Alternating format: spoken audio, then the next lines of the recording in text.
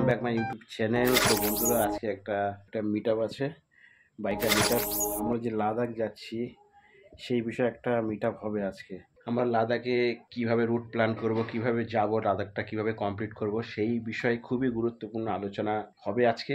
সেই জন্য আজকে আমি যাব।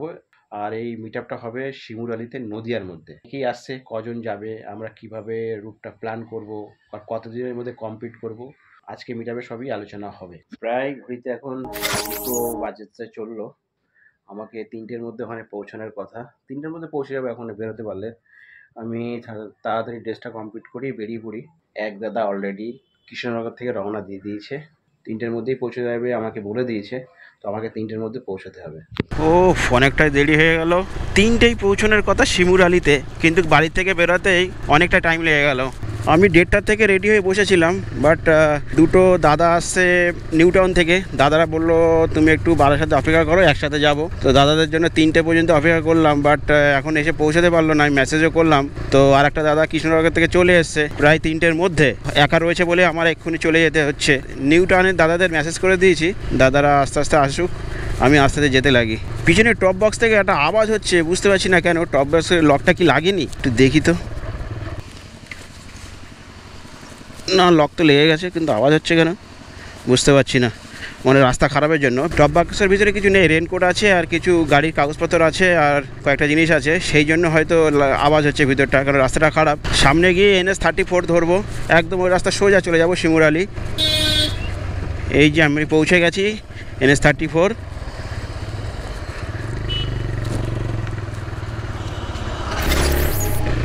এই NH-34টা পুরো কমপ্লিট হয়নি, কিছু কিছু জায়গায় এখনও কাজ বাকি আছে, বেশ অনেকটাই বাকি আছে। মোটামুটি জাগুলিয়া পর্যন্ত, বড় জাগুলিয়া পর্যন্ত কাজ হয়েছে, বাট এই দিকটা এখনও কাজ হয়নি। এখান থেকে শিমুরালি দেখাচ্ছে 32 কিলোমিটার, পৌঁছাতে প্রায় লাগবে 50 মিনিট গুগলের হিসাবে। দুপুরে রাস্তাটা পুরোপুরি ফাঁকা আছে। এখন ঘড়িতে হয়েছে 3:10। আমার মনে হচ্ছে আমি 4টের মধ্যে পৌঁছে যেতে পারবো শিমুরালি। আগে আসছে সন্তোষপুর মোড়, সন্তোষপুর মোড়ের পরের থেকে রাস্তা সিঙ্গেল হয়ে যাবে, আর 4 লেন রাস্তা নেই। সেখানে বেশি জোরে গাড়ি চালানো যাবে না। এই চলে আসলাম আমরা সন্তোষপুর মোড়। সামনে গিয়ে রাস্তায় সিঙ্গেল হয়ে যাচ্ছে।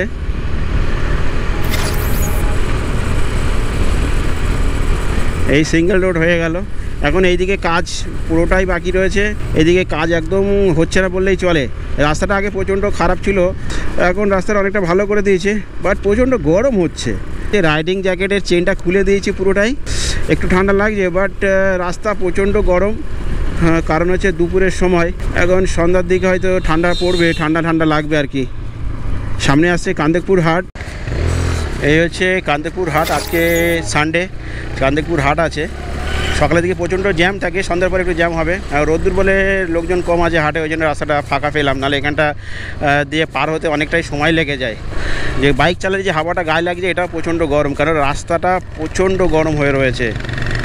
আমি কথা বলতে বলতে পৌঁছে গেলাম আমডাঙ্গা। এখন ঘড়িতে সময় আছে 3:19। তো মনে হচ্ছে তাড়াতাড়ি পৌঁছাতে পারবো যদি রাস্তাটা এরকম ফাঁকা পাই।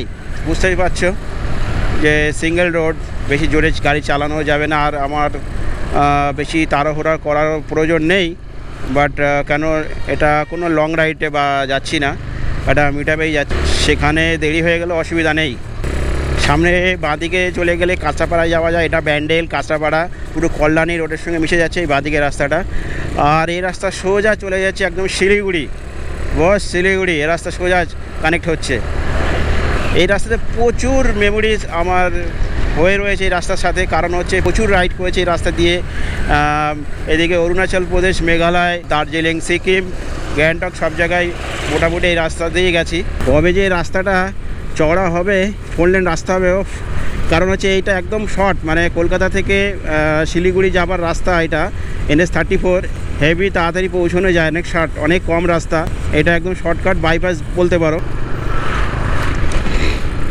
গাড়িটা কিভাবে গেল, বাপরে বাপ, কি এমার্জেন্সি তার। এই রোডে এইভাবে গাড়ি চালাচ্ছে বলো। আর এইসব গাড়ি চালায় সব বাচ্চা বাচ্চা ছেলেরা, তাদের অর্ধেক ছেলেদের লাইসেন্সই নেই। কিছুদিন আগে একটা গোপ্রোর ব্যাটারি কিনেছিলাম, লোকাল ব্যাটারি, তার একটা ছোট্ট একটা ভিডিও বানিয়েছিলাম। আমি বলেছিলাম যে নেক্সট কোনো ভিডিওতে এর পারফরমেন্স সম্বন্ধে বলবো, যে ব্যাটারি ব্যাকআপটা কতক্ষণ যাচ্ছে অরিজিনালের তুলনায়। তো আজকে বাড়ি থেকে ফুল চার্জ করে নিয়েছি গোপ্রোটা। আজকে ফার্স্ট মোটর ব্লগ করছি, দেখা যাক যে কতক্ষণ চলে ব্যাটারিটা। এই মাসে 21 তারিখে আমি লাদাখ বেরোচ্ছি, মানে জুন মাসে 21 তারিখে আমি লাদাখ বেরোচ্ছি। লাদাখ যাওয়ার আগে মিট আপটা খুবই প্রয়োজন ছিল, সেই জন্য আজকে যাচ্ছি মিট আপটা করতে। কিছু আলোচনার ব্যাপার আছে। ওয়েলকাম টু নদিয়া ভাই, নদিয়ার মধ্যে ঢুকে গেলাম ভাই। কল্যাণী সোজা, রানাঘাট সোজা, শিলিগুড়ি সোজা বস। আর এই রাস্তাটা যে পুরোটাই হয়ে গেলে, আমি শিলিগুড়ি যে কবার গেছি 12 ঘন্টা 13 ঘন্টার মধ্যে পৌঁছে গেছি, বাট আমার তো মনে হচ্ছে আরও 3-4 ঘন্টা কমে যাবে এরকম 4 লেন রাস্তা হলে। ভাই শিলিগুড়ি নামটা দেখে বোর্ডের মধ্যে মনের মধ্যে একটা আনন্দ হচ্ছে, কারণ হচ্ছে শিলিগুড়ি মানে পাহাড়। ভাই মনে হচ্ছে যেন পাহাড়ে চলে যাচ্ছি। কি বলবো, দারুণ দারুণ, রোডটা দারুণ করেছে ভাই। এই যে বড় জায়গাগুলি আছে জ্যামটা হতো, জ্যামটা হবে না, এখানে ফ্লাইওভার চালু হয়ে গেছে। ওয়াও, এখানটা প্রচণ্ড জ্যাম হতো, লরির জ্যাম। আর এইটা খুব ভোগাতো এই জ্যামটা, রাস্তাটা দারুণ দারুণ করেছে ভাই। কবে যে হবে বারাসাত পর্যন্ত রাস্তাটা।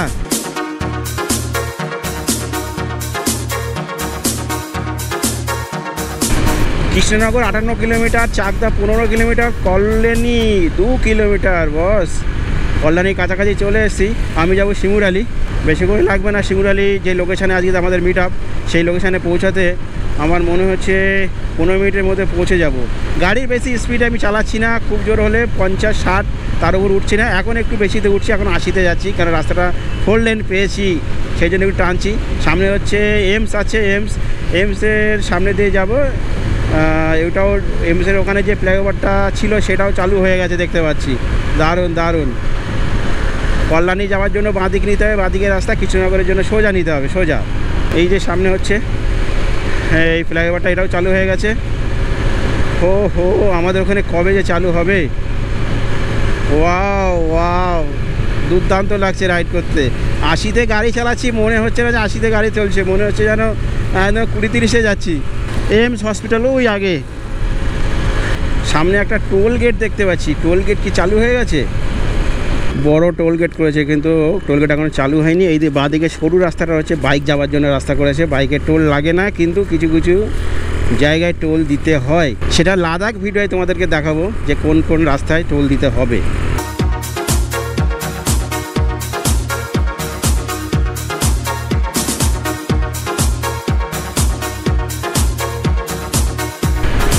তিনটে 45 আর আমি পৌঁছে গেছি শিমুরালি। সামনে থেকে ডান দিকে নিতে হবে, বাঁ দিকে চলে গেছে শিমুরালি রেল স্টেশন, আর ডান দিকে যাব ক্যাফে। ডান দিক নিয়ে নিলাম, এই বাঁ দিক চলে যাচ্ছে শিমুরালি রেল স্টেশন। আমি যাব ডান দিকে, মানে পৌঁছে গেছি। এখান থেকে আর 1 কিলোমিটার আছে ক্যাফেটা। মহেশপুর বিদ্যালয় এটা বাঁ দিকে। আচ্ছা, এই রাস্তা ফার্স্ট যাচ্ছি, চিনি না তো রাস্তাটা। এই তো চলে এসছি।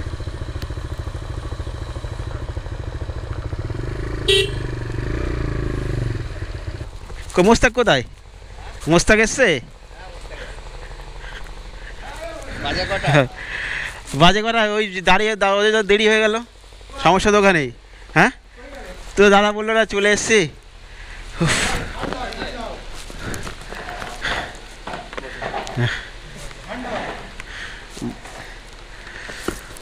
ঠান্ডা তো হবো।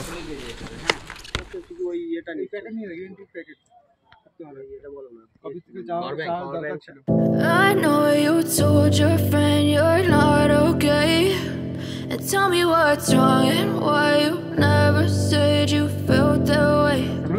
Guess you're trying to stay strong and fake a smile. সব আইডিয়া আছে কিন্তু মাল নেই। আমি মনে করলে 360 কেন 460 দিতে। হ্যাঁ বুঝেছি, ব্যাপারটা কি বলো তো। ও অনেকক্ষণ সময় কাটালাম, সবার সঙ্গে মিট আপ হয়ে গেল, কথা হয়ে গেল। এখন বাড়ির পথে রওনা দিচ্ছি। এখান থেকে বাড়ি পৌঁছাতে প্রায় 40-45 মিনিট লেগে যাবে, বেশি লাগতে পারে। এখন সন্ধ্যাবেলা তো, রাস্তাঘাটে ভিড় হতে পারে, দেখা যাক। এখান থেকে NH 34 ধরবো, ব্যাস সোজা চলে যাবো একদম খিলকাপুর বারাসাত।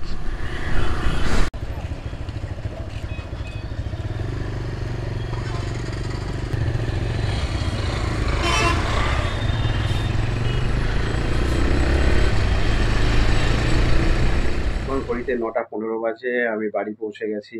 আজকে অনেক কথা হয়েছে, অনেক আনন্দ করেছি সবার সাথে। কিছু কিছু জিনিস কিনতে হবে আমাকে, কাল পরশুর মধ্যে ডিক্যাথলনে যাব সেক্টর 5-এ। লাদাখে কী কী জিনিস আমি নিয়ে যাব তোমাদের একটা সেপারেট ভিডিও বানাবো তোমাদের জন্য, যাতে তোমাদের সুবিধা হয়।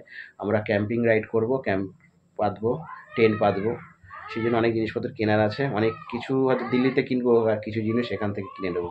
তো বন্ধুরা, এই ভিডিও এখানে শেষ করছি, দেখা হচ্ছে নেক্সট ভিডিওতে।